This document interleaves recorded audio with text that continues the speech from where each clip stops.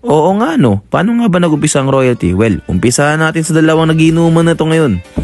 Well, sa pagkakaalam ko lang kung ba't nag-umpisa ang royalty dahil sa unang pakompi ng Ilagan through way back nung nagkaroon ng COVID, dito na kami noon. Mga kabataan na hindi mapigil sa pagpursige sa pag-airsoft. Well, inuman hanggat sa magkakakilalahan ng lahat. Tapos ito na, mini compi, sunlist game. Laging nagpupursige para maging alpha ng Kidag. Well, ito sila president, yung buong grupo ng alpha. Siyempre, shashat muna ako dahil napahaba yung salita ko. Game. So, yan, si Sir Chris. Then, habang tumatagal, mas loro marami kami, mas masaya. Then, unang pakompi namin, tribute kay Oso, kay Rocky. Then, eto na yun. At thank you at dahil naging successful yung event na to. Thank you sa mga kapwa airsofter namin galing Ilagan. Siyempre, nakikompi na rin kami sa Ilagan. Suportahan lang naman yun at saka sa pagmamahal sa airsoft.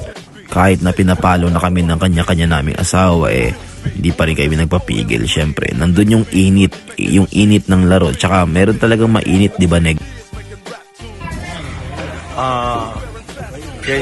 Yan, at bago naming recruit yan, syempre nakikilaro rin kami sa mga kaibigan namin o kapatid namin airsofter sa Ilagan o yan sa Rojas and sa Kawayan. At syempre pag wala kami ginagawa, aayos kami ng mga obstacle para sa pinaglalaroan namin tuwing Sundays game.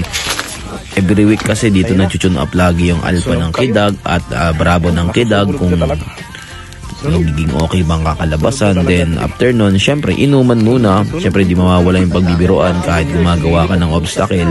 And nandiyan pa rin yung mga biruan katulad ni Consi. Tapos ito, kakatayan namin to bago mag Christmas party. At ayan, hindi maiiwasan yung pagbibiruan. Syempre, ganyan na naman kami sa grupo namin, talo pikon. Well, kahit baguhan man naman sa airsoft, syempre thankful pa rin kami dahil from zero, nakakakuha na rin kami ng ganito. Well, ang sabi nga ng mga senior namin, maging totoo ka lang.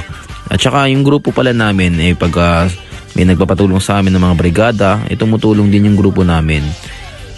And ayan, kung ba't nga pala na talaga naubuo ang royalty kasi kami nga pala talaga ang Bravo team or junior team ng Alpha Kidag. Pasensyahan nyo na kung na-rush to at nalasing ako gaya ng unang picture. Well, thank you so much Bahag at mag-enjoy tayong lahat.